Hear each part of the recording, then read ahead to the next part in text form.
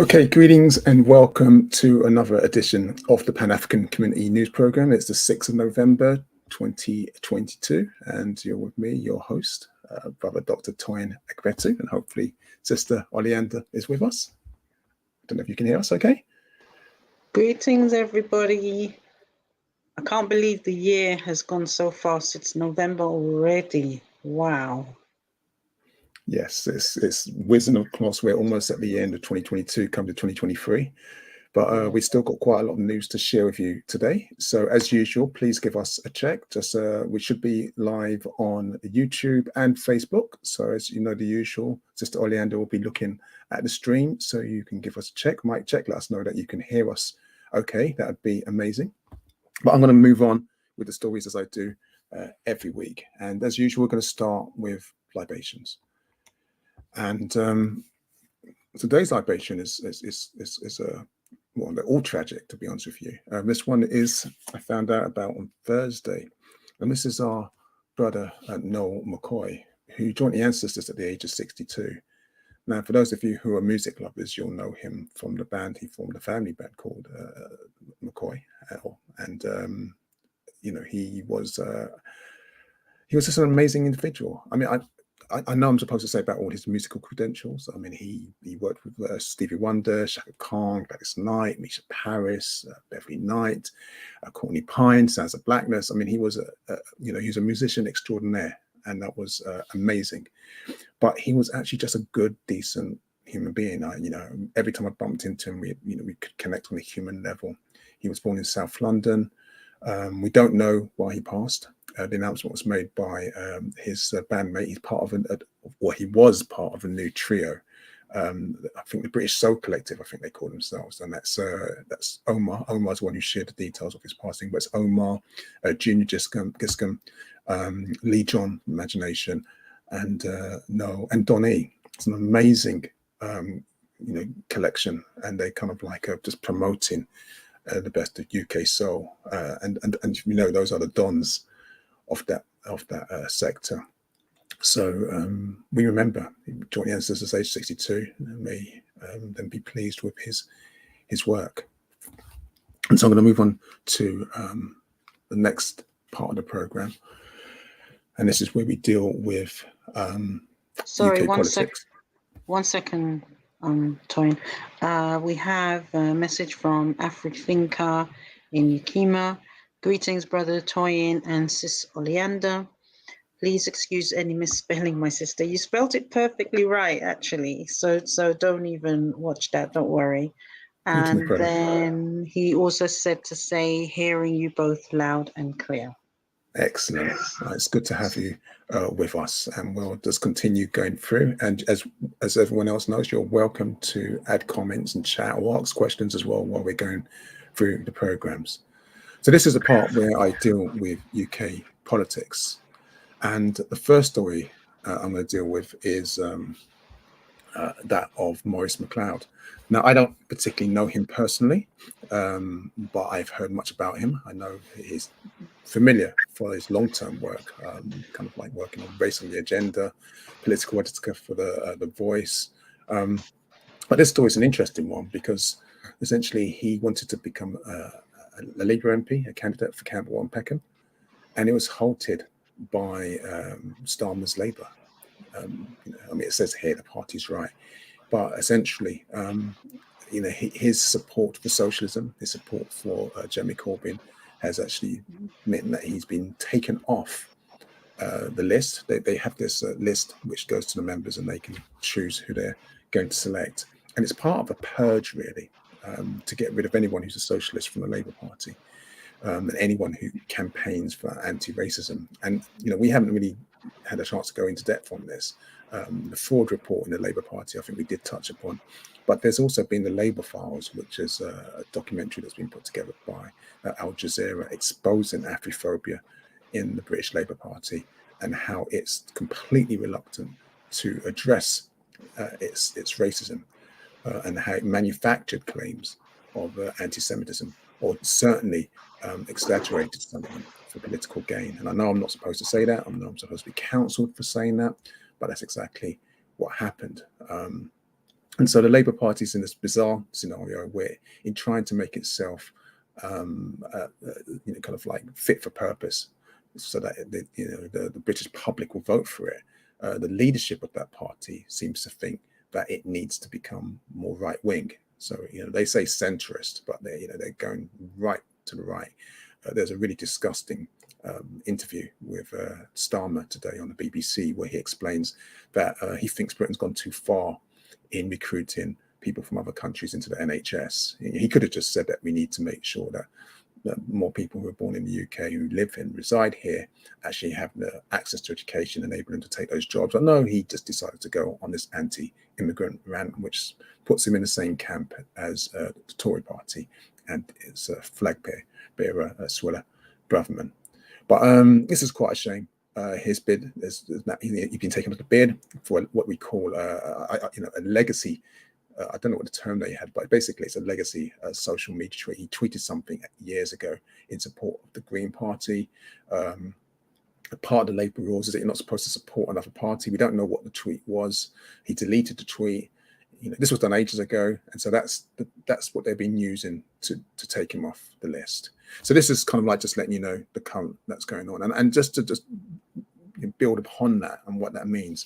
There's a really good comment in The Voice, or article in The Voice, written by a friend of mine. He's wonderful, Mark Wadsworth, and Mark was responsible for setting up the Labour Black Sessions, and it was himself and colleagues, but himself leadership. I don't think there's any dispute in that led to, in 1989, 4 members of the Labour Party with African heritage making history by being elected into the House of Commons.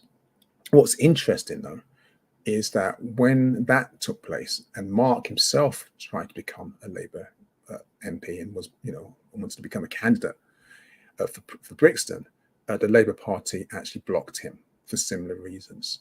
So it's really interesting. So Mark's saying right now that despite the success of all those years ago, nothing has really changed.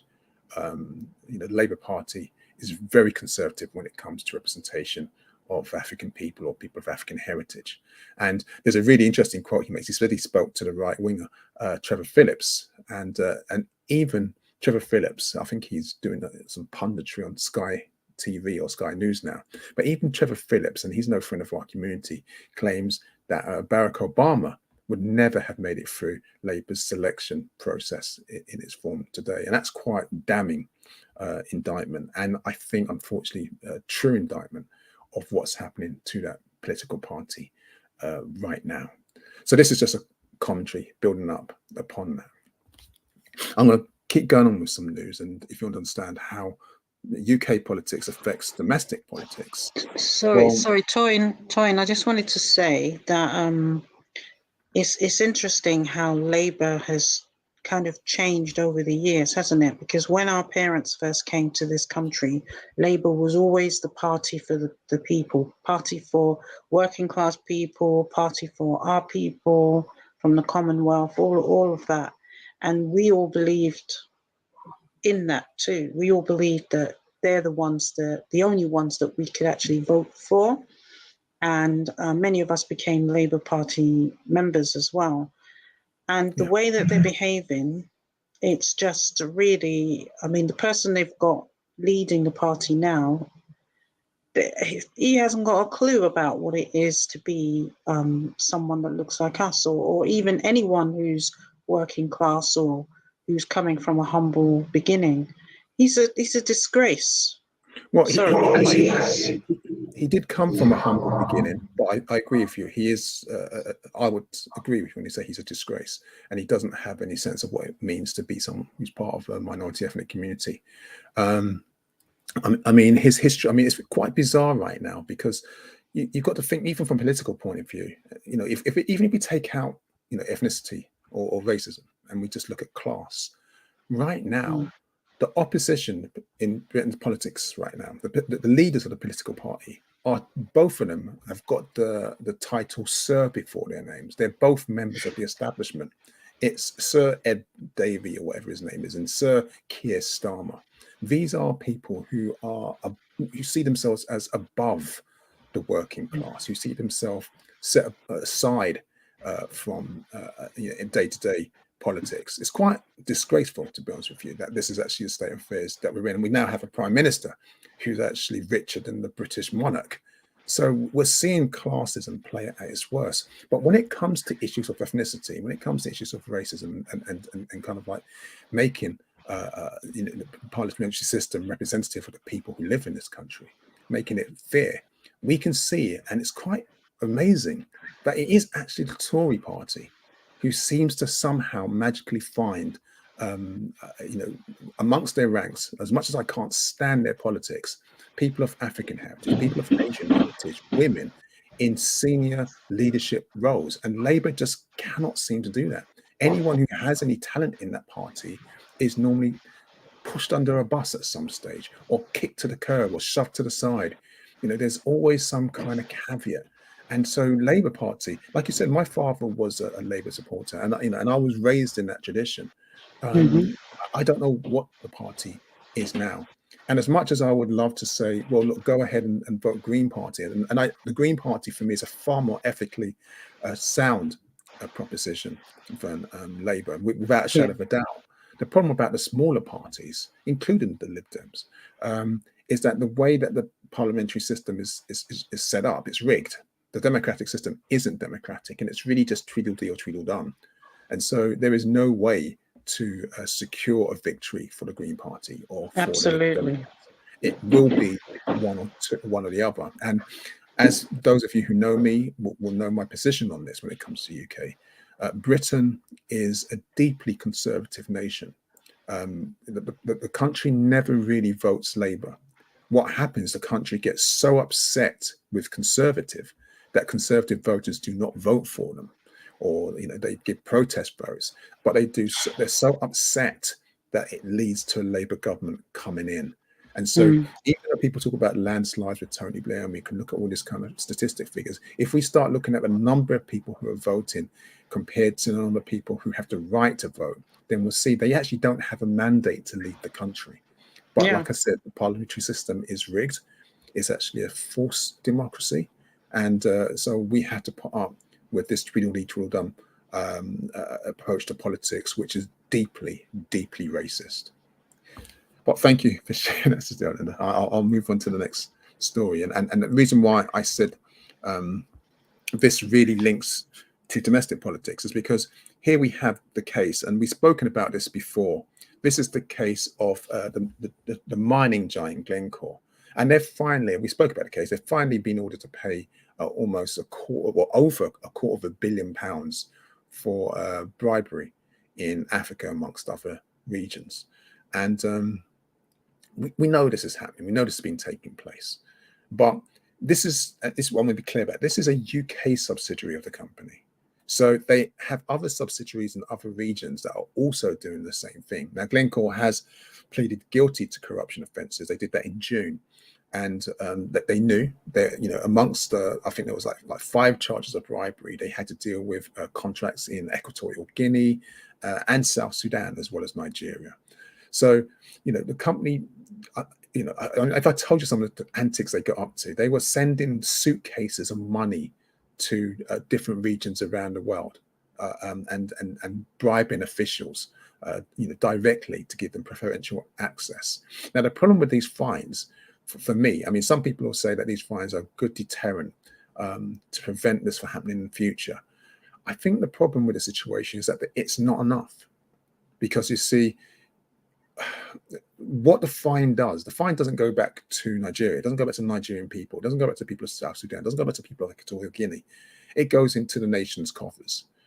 And this is supposed to be good enough. But if you think about the fact that Britain, for example, and its overseas development aid has been slashed, consecutively by Tory regimes. That number's been getting lower. The percentage is getting lower and lower and lower. None of this benefits us. All it is that another player has to work out how much money do they have to put aside for bribes and for fines for bribing, because they're going to still go on about business as usual. So this is the condition that deregulation, that Brexit, I mean, this has happened before Brexit, clearly, but this is the kind of like conditions that deregulation and Brexit allow to thrive It makes this more likely to happen. And if there's companies to go under, another springs up in its case, and it learns from its mistakes. So, this is, an interesting story. And, I just wanted to give you a little bit of contextual background to it. Anyway, you're listening to me and Sister Oleander on the Pan-African Community News Network. And hold on, I think, Sister Oleander, did you say something? Yeah, sorry. David Pritchard Jones, we haven't seen you or heard from you for a while. I hope you're well, David. I haven't heard from David. He says, a true picture of today's Labour Party. Unfortunately, yes, it is. I wish I could say that I was being hyperbolic, that I was exaggerating, but the Labour Party that we have today is not one that is recognisable. It's not one that my father would have recognised. I don't even think he would have voted for it. And I should really perhaps put a little caveat and say that it's the parliamentary Labour Party and not those on the local level, even though, as you can see with the shenanigans that the party's getting up to, that even councillors and local representations and MPs in particular areas where they're well represented, like McLeod was well represented in that region, because where he was standing was traditional home for people of African and Asian heritage, but the party's blocking it, and this is where we are now. And I'm going to move on, and I'm going to do a few UK policing matters. There's been quite a lot of them, and I always had to worry about the balance of how much we talk about this, because I am actually, strange enough, as people sometimes might not always get, is that I am actually really focused on finding solutions to these issues, as opposed to just reinscribing and just going over and over the problems and the failures over and over and over again. But there are so many failings when it comes to policing in the UK, especially when it comes to their brutality against people of African heritage. So the first story is one which we have to commend, and we have to always have an annual remembrance for, and that's for the United Friends and Family campaign that went out on the march last Saturday. Unfortunately, I did try to attend. I got there late and everyone had left, and amazingly enough, there was a protest regarding Iran, which completely dominated the square. So I couldn't find the United Friends and Family campaign, but they did march. And United Friends and Family campaign look at the issue of deaths in police custody, and it's an annual commemoration. It's spearheaded in many ways by the amazing activists and Marcia Rigg, Sister Sean Rigg, and I don't know what to say. I mean, when they say nothing's changed, how can I critique that? What can I say that's different? I mean, the group's been organising this protest every October for the last 26 years, and things are getting worse.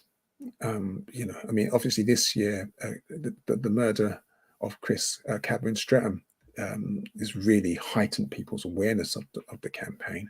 But we kind of want this campaign to fade away. We want it to be abolished. We want there to be no more deaths in police custody. We want to say mission accomplished. We actually now have a just legal system, but we can't. We need to give more power to the United Friends and Family campaign. We need to keep it going. We need an annual march. It's probably not even enough, but I'm not putting any more pressure on them. We all have a role to play when it comes to justice and securing it for these families. And this isn't just an issue, if you don't understand the campaign, the UFSC campaign, it isn't just about people of African heritage. It's just about police corruption, unaccountability, and it affects people of African, European, Asian heritage. So I want to just give props, and that's the news. That's what took place. And yes, they're saying that nothing has changed. This is, if those are the elders, if those are the stalwarts, the big people of our movement, the mood amongst our young people is much worse, and they talk about feeling echoes of what happened before the London uprisings in 2011 with Mark Duggan. Mark Duggan, as you probably recall, was shot. He was unarmed. He was killed.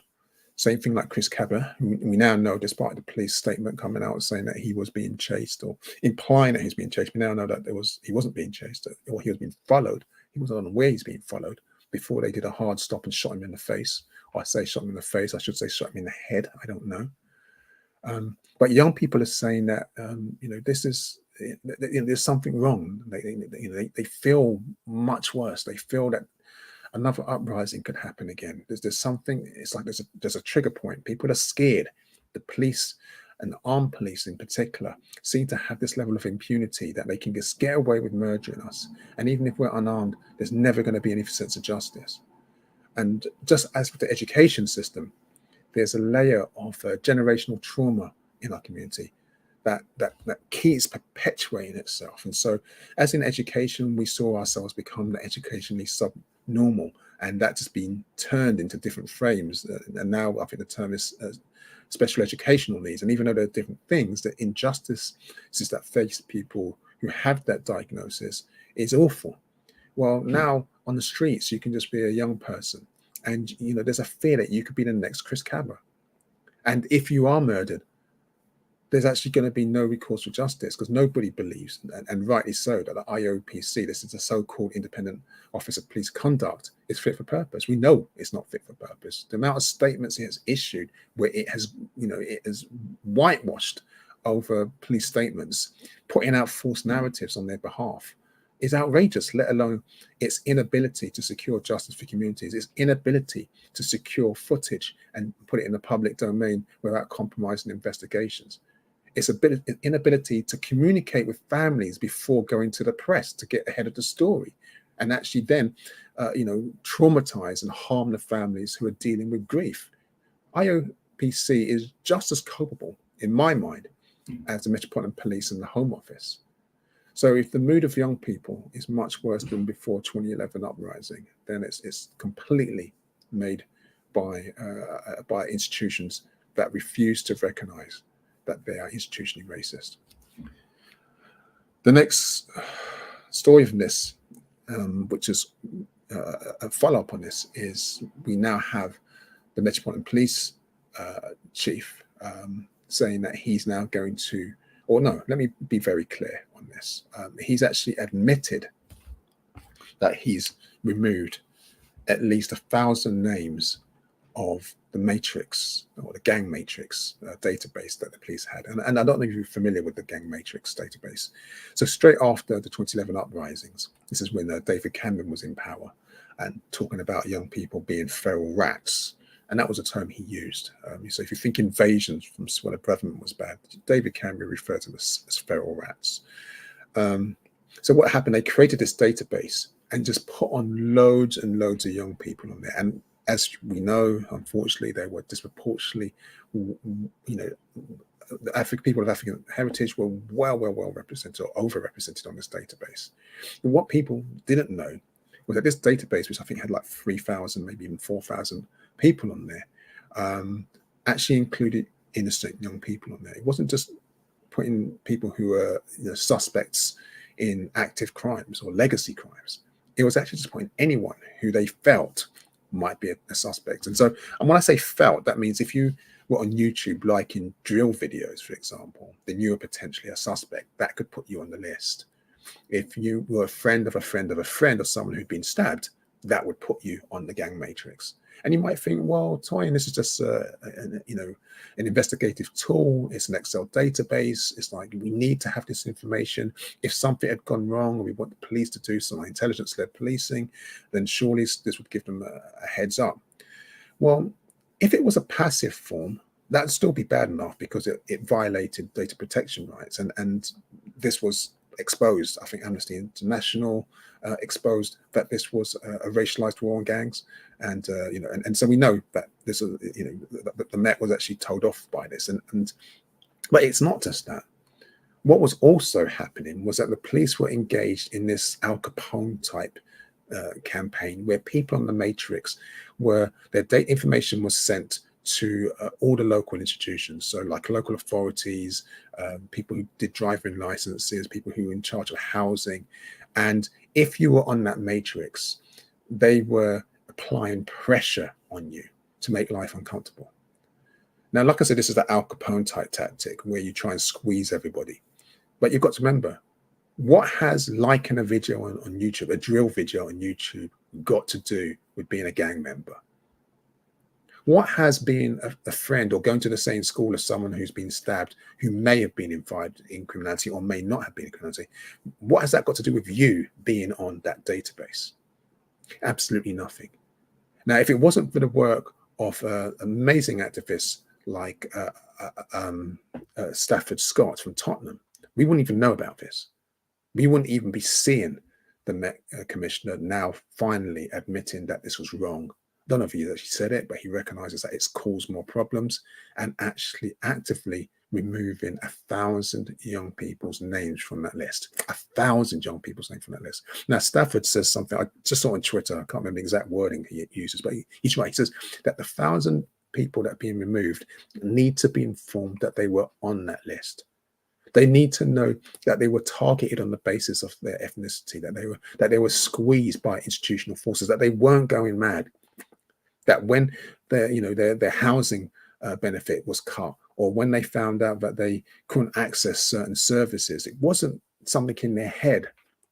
It was the police working in collaboration with the Mayor of London's office, Mopac, with local authorities, squeezing innocent people. Those 1,000 people who are on that list do need to know, so they can actually then decide what they want to do about it. They can start to heal about that process. But this is the story. I just thought I'd share this with you. There's so much more. We could do a whole program on this particular issue. But like I said, I don't really want to just focus on the police. There was a report about the vetting process, which I was going to cover, and I won't go into that. After the murder of Sarah Everard, there was an investigation into the police, and the police were employing people who were known to have criminal links, that had been accused of sexual assault. The vetting process was awful. If I remember correctly, what statistics, I think it was around, they did 750, they looked at 750 vetting forms, and around 160 of them, they said were suspect, that they shouldn't have been able to be police officers. And they said 68 definitely shouldn't have gone through. So it's around 10%, and definitely should never have allowed to become police officers. We also found out that what the police were doing, not just the Met, that if they had a bad un, I'm not going to say, not a bad apple, but a bad un, a corrupt one, that rather than firing them, they were transferring them to other forces so they can still stay in the service. The report talks about how officers were being targeted and, for as grasses, if they spoke out against internal corruption and all kinds of manners of stuff. I haven't read the report, I've only read the summaries of it. I'm not ready to read it yet. But this is the state of British policing in 2022, and after next month will be in 2023, and I don't expect it to get any better anytime soon. The Met has to recognise it's sorry, Toyd. I was just going to say, I'm sure we were watching either the news or something where they said that the vetting process for a security guard was much more rigorous than it is for a police officer. Is that right? That's what I didn't make that up, did I?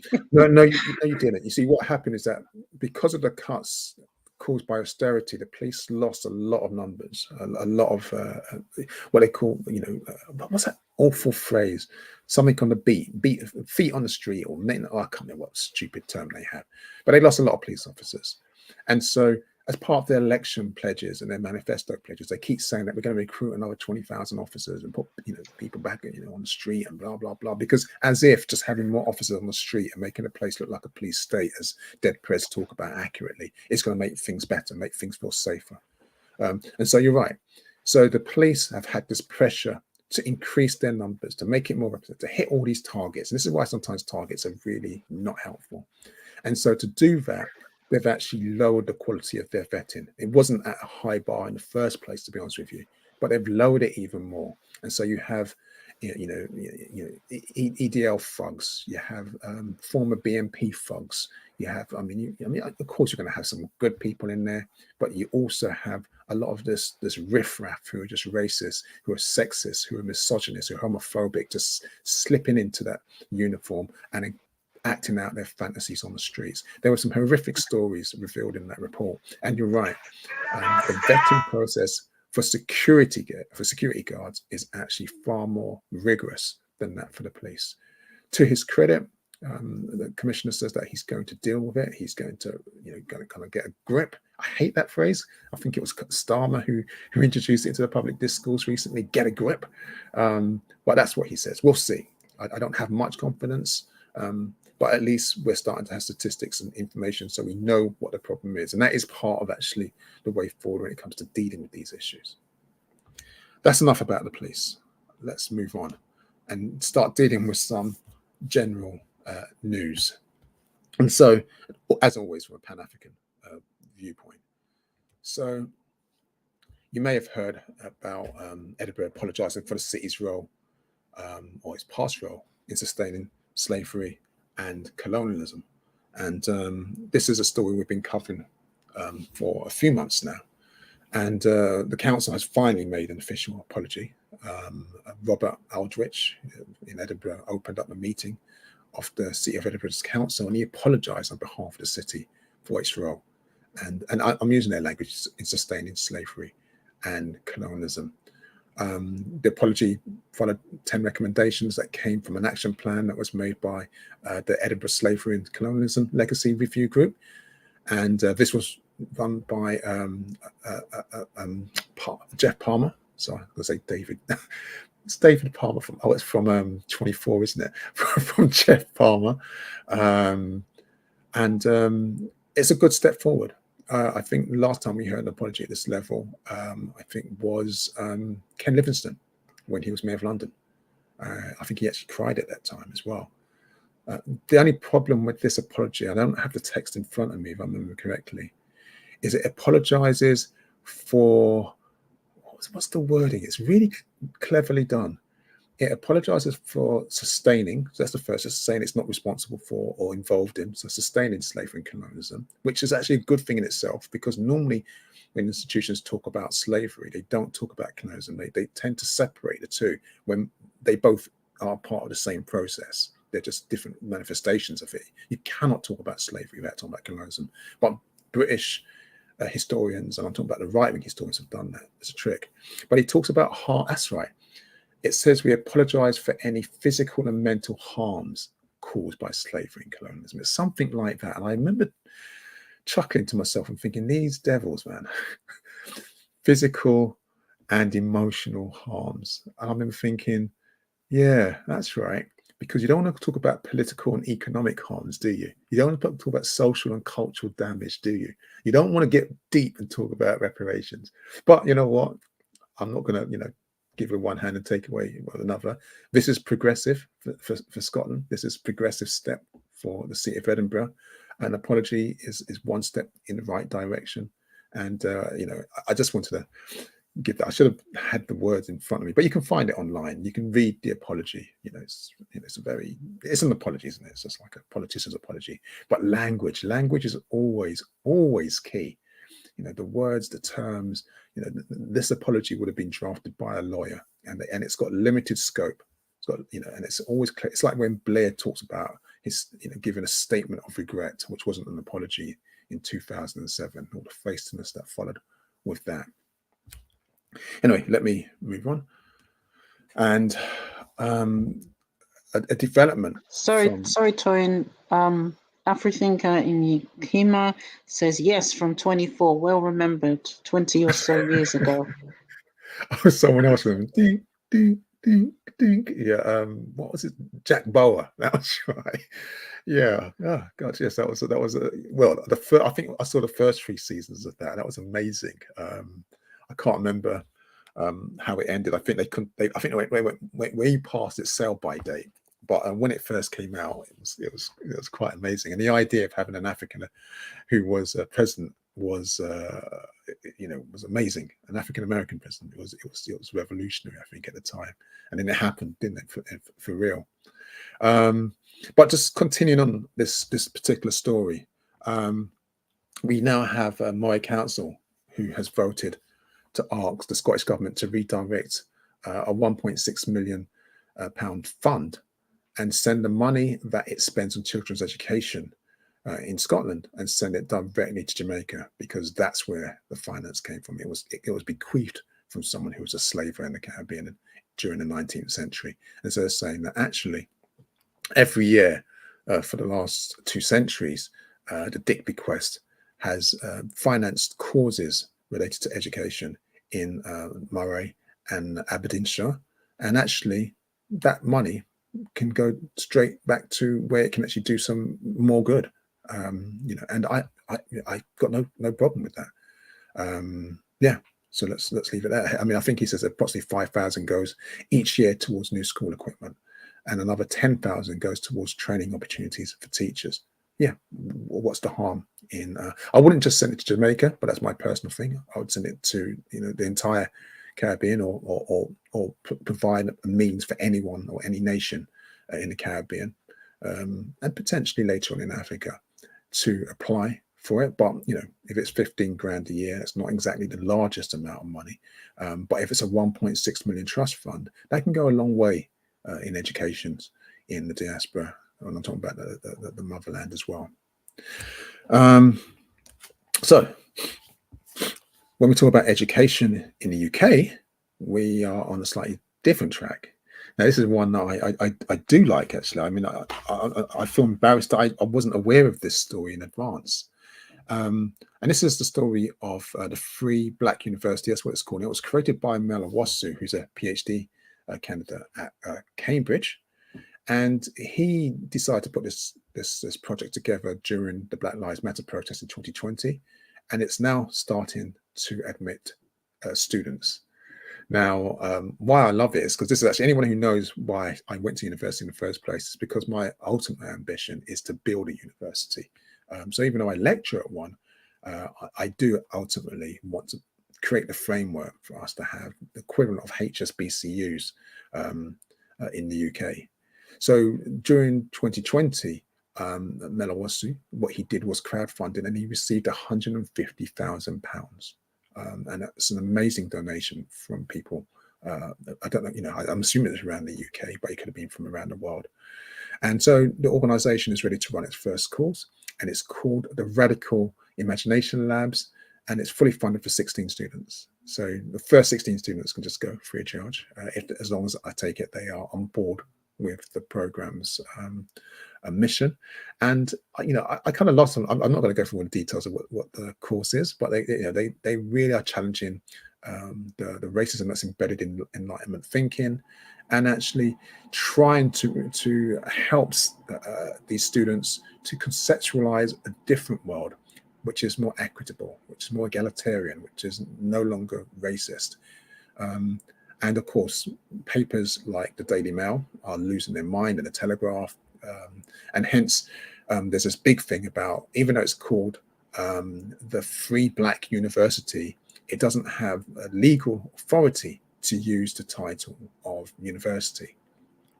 But to most of you, that doesn't really matter, because even though that's what they're promoting it as, legally, I think the university or the education project is actually called the Free Black Universal or Limited. So there's nothing that he can do about it. But it's just interesting to know that when a group comes together and tries to put an education program forward, which challenges the status quo, which is actually about education, right? Because education is about critical analysis. It is about critique. It is about thinking in creative and imaginative ways, as well as logical and robust and rigorous ways, that we start to see the forming of a movement of hegemony. And I'm talking about the Telegraphs and the Mails coming together to try and attack it before it's even launched its program. So that's that particular story. How are we doing for time? Okay, we've got this 7:45. Let's keep moving. And this is the story, we spoke on this one a few months ago. This is the story of Morris, or Mo to his friends, Pleasure. And he was attacked at the Peer Pressure nightclub in April. And this was a really horrific story in many ways. I mean, the papers caught onto the fact that he was, a member of Earth, Wind & Fire. He played with the band. And he was 60, and he was slapped on the head and suffered from racial insults while entering the club. This just continued to happen. He hadn't done anything wrong, nothing didn't deserve these attacks. He didn't inspire these attacks, and it's something I read that really touched me really when there's a couple of stories around this where people say that actually I moved to Cymru, which is the term for Wales. That's another issue I learned this week from my students, that the word Wales actually means foreigner. It's from an Anglo-Saxon term, term for foreigner. So you'll never hear me use the term Wales anymore. You'll hear me say, if you hear me say Cymru, it's because Cymru is the indigenous term. It's the correct term for the land. But of course, when we think of colonization, we often forget that what the English did to Scotland, what it did to Ireland, what it did to Wales is colonization, and those nations are still tied in to these issues. But anyway, so there was this man, Hefin Parker, 25 years old. He just launched this attack, unprovoked, on Mo, calling him Stormzy and a black this and a black that. And so he was charged with a racially aggravated common assault. I think he's been given a fine of a few £100, etc. And even after this assault, if I remember correctly, he went on to assault a security guard in the area at the same time. Just a nasty, nasty piece of work. There's one story that's not in here, I just remembered, which is linked to this. That's the story of the terrorist attack at the immigrant centre. I think, was it in Kent or Gravesend? I can't remember. I think it's in Kent. And it's finally, the police have finally come out. I think they did this like yesterday or the day before. They finally announced it was a terrorist attack. It was inspired by desire to propagate white supremacist ideas and spread terrorist ideology. And many people are saying that this is invoked by and provoked by the words of the Home Secretary, which is Suella Braverman, when she talked about the England or the UK are facing an invasion of immigrants. Now, the man who did the firebomb attack, I haven't got an image of it here, but what he did, he launched, I think he had fireworks and some fuel, and he fired them off into immigration centre, trying to make the place go up alight, kind of similar to what people believe happened with the New Cross massacre. And then he killed himself. I don't know if it's an accident or whatever, but at least now the media are starting to talk about it in the terms of it being a terrorist attack. But yeah, so I just thought that's linked to this story. We've got greetings from Mr. IC3 Black Race Code Chess. Oh, greetings. Thank you. It's good to have you with us. Thank you. And just a reminder to everyone, you are watching the Pan-African Community News Network. Your host, Brother Dr. Toyin Betu, with Sister Oleander, just going over the news from the last couple of weeks and looking at it from a Pan-African perspective. So where are we? So this is a news story. This is one, I say a news story. Well, I mean, because it came up in the last couple of weeks, but it's an old story. And this is Patrick Vieira. He's the boss of Crystal Palace. Those of you who know me know that I'm not au fait with all the ins and outs of football, but he is the only African manager in the Premier League, and he makes it very, very clear that more needs to be done to encourage African players into management. There is no support. He talks about how the work he had to do. He was fine as a player, but he had to learn how to do coaching and go through that route. And Palace gave him the opportunity to progress, but that's not been passed on to other players. And so essentially the whole managerial level of football is still institutionally racist. There's been a new report that says 43% of Premier League players are of African heritage, but only 4% of, I've heard now between 4 and 7% are actually managers. So yeah, this definitely needs to change.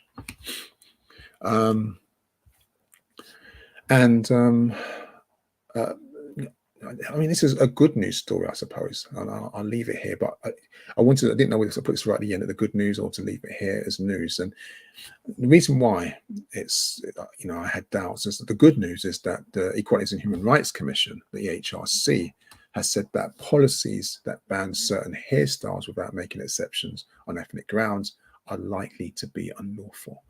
And this includes having an afro or having cane row or plaits or locks and any kind of head covering. And this is a really good development. This is actually good news to come forward.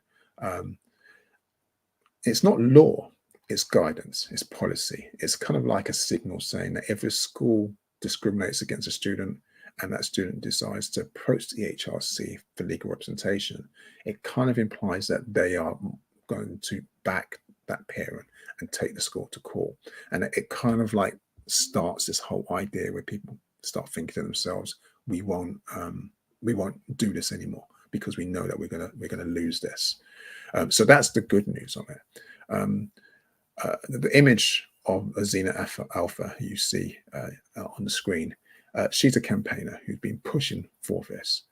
And one of the reasons why she pushed for this is because when she was 13 years, she said her maths teacher called her hair, it was just in braids, said it was disgusting. And so she had to take it out. She felt, her and the family felt had this pressure. They had to remove the braids, and it scarred her emotionally. She said it took years for her to have the confidence to wear her hair in its natural state. And so that's why she became a campaigner, or one of the reasons she became a campaigner. And that's why this is actually a really important development. It's ridiculous that it's 2023 and we're still talking about this. I mean, I made a film, Beauty Is, on issues such as this. And the fact that this isn't law, even though the human rights... It's 2022, not 2023. But sorry, I don't know what I said. Did I say? Okay, well, the fact is... Okay, thank you. The fact that it's 2022 and this is still the case, and we don't have straight laws out making this illegal. It's ridiculous. But it's good that the Equality and Human Rights Commission is looking into this. This would have been the role of what was formerly called the Commission for Racial Equality, CRE, which was the thing that Trevor Phillips dismantled before the mission was completed. Okay, now it's going to deal with a couple of health stories. And the first is that of the sister, Janine Joseph. She's a young 26-year-old who was born with sickle cell. And she's actually engaged in a campaign and a project to deliver lasting change to the next generation. And that's her focus, that she wants to make things better for the next generation by using her experience to help South London research on blood exchange transfusions. And so blood exchange transfusions, without me going into it, is an automated process. That's what she's looking at. It's called a serial prophylactic exchange blood transfusion. It's a very long SBEPT acronym for it. But she has transfusions. She's a patient expert. This is a term at Guy's and St. Thomas's and NHS. And she's looking for her work to actually make things better for pregnant women with sickle cell as well. And her argument is really that we need to know more about these treatments, about these therapies. We need to know how they impact on patients with sickle cell. We need to know where there's weaknesses, where there's strengths, what we need to do better or more of and less than. And the only way we can actually find out more is by actually joining some of these trials. Now, of course, there's a good reason why many people are resistant to engage in trials with hospitals, but there's also, and as obvious, I'm going to say this being an academic, there's also many good reasons. If you find a project, you find researchers that you trust and that got a good ethical background, that you should actually engage in some projects to help future generations living with sickle cell. So this was just a nice story that came up, and it was important for us to be aware that this is not something that's going to go away without our involvement in the solution. Another health story, again, which just to remind us of why we must be engaged in these issues, is that of maternity or maternal mortality. And this is basically the ongoing situation where African women are 4 times more likely to die or have adverse effects in pregnancy or in childbirth. And this situation is still with us is dire. So it's really good to know that our sister Bill Ribeiro Ade, now she's the MP for Streatham. She's a Labour MP, but one with ethics, who seems to be, no, it doesn't seem to be, who is working on many community issues that the party itself brushes under the carpet. She pulled together this event that took place in Westminster Hall, and it's a debate on African maternal health. And it's just raising awareness. It's I think the group's called there's a group called Embrace. It's interesting because I know another group called Embrace, but this one's slightly different. This is Mothers and Babies Reducing Risk Through Audits and Confidential Inquiries, and they're the one who did the survey that found out we're 4 times more likely for African women to die in pregnancy and childbirth. But there's other studies that say that African women are more disproportionately likely to have miscarriages and near misses, and or the children likely to be stillborn, which means they basically pass away within the first 28 days of life. So, this is a campaign that she's pushing, that she's using her parliamentary privilege to keep discussions around, and this is what can happen when you are an ethical MP trying to do right. For not I was going to say for your community, but it's not just for your community. It's in everyone's interest that the maternal services in the NHS are improved, and that we find solutions that improve the well-beings for everyone, including babies. I mean, it sounds ridiculous that I should have to say this, but that's the situation that we're in. Okay, so the last few slides, and it'll be nice to end with some good news. And so the first story I have is that of a project set up by Leon Perrault, who's formed a foundation. And this project is called Black Women Rising. And this is an attempt to increase discussions around cancer with women of African heritage. Now, she had a horrible experience herself when she was diagnosed with cancer. And much of the rhetoric that came out from people outside her family and her friends' circles was that cancer is some kind of a curse for something you did in your past. There were myths about African people don't usually get cancer. I wonder why you get it. That's the sort of thing that people were saying to her. So Leanne's saying that, look, there isn't really enough healthy discussion around this topic, and so I want to do something about it, and that's why this Black Women Rising project is here. She wants to stop women struggling around the disease, also about the issue of chemotherapy. She wants more transparency. Chemotherapy is a very, very difficult subject to talk about. There are reasons why some people take it and do well with it. There are reasons why some people don't take it and can still thrive without it. But it's very difficult. It's very personal. It's very controversial. And so she says that we need to have more discussions, because often what's happening is that people are at a stage where chemotherapy might be their only last resort, and then people are giving them drinks to cure themselves and saying, don't take any medical treatment. Now, I'm not going to get into this discussion. Most of you will know I don't really like talking about health matters or kind of like any remedies and stuff. I just don't go into those kind of discussions. So I'm not going to go either way. But we do need to talk about this. And so her foundation is doing some good work, and I thought that was a good story to share. The next story is one a name that's becoming almost like a monthly a feature on this program.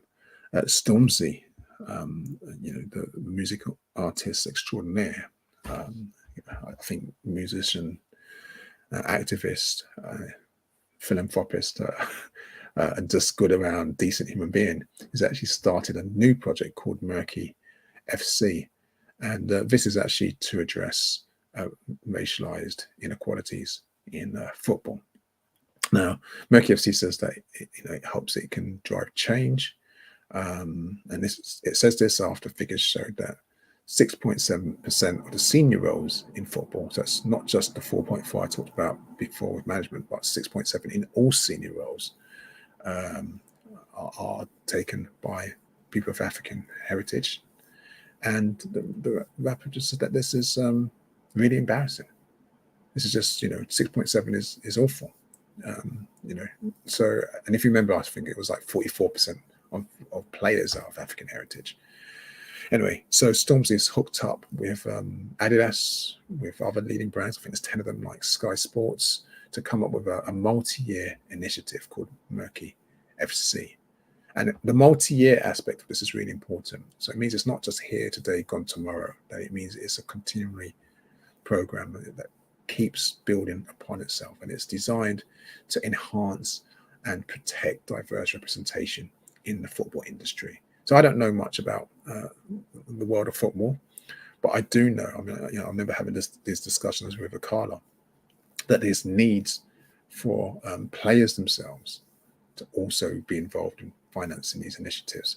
So whilst it's good that Sky Sports seems to be getting its finger in quite a few pies recently to do with racialized and injustices and institutional racism. I'm curious about that, but we'll see where that goes. It's good if they put their money where their mouth is. And Adidas, I mean, we know what's going on with them right now with the counseling of Kanye West. I'm not going to go into that mess, but this is a piece of good news. And the more people who are engaged in challenging institutionalized forms of racism at every level, in every sector, the better. And so the last story I want to close with is that of Jessica Inaba. And she's the young 23-year-old who smashes the glass ceiling, as they say, and became a barrister. And, I don't like first blacks. That's what they call them. But she is. The reason why I thought it was good news is because she is of African heritage. She's also blind. And she's the first to have been qualified for the bar and break those barriers. And her story is inspirational. The challenges that she faced in making sure that her material that she needed to read was available in Braille. She had to wait 7 months, I remember reading in the article, just to get some core texts. But she persevered. And, she struggled, sometimes only sleeping 3 hours a day, and she kept on pushing through. And she's finally become a barrister. And it's amazing. So, well done. We face many challenges, as all of us will know, but this is a good win for disability rights and for challenging Afrophobia at the same time. So that's it. That is the last story for today. I'm going to close as ever and say thank you to our brother Colin for providing the research as he does. Thank you as ever. Sister Leona for helping put together the slides. That's a great help. I struggle doing that. Sister Oleander setting up behind the scenes with the program as we go live. I don't know if you want to say anything, Sister Oleander, before we sign. Yes, thank you everybody for listening in, and that was an excellent story to end on. That's a really uplifting story.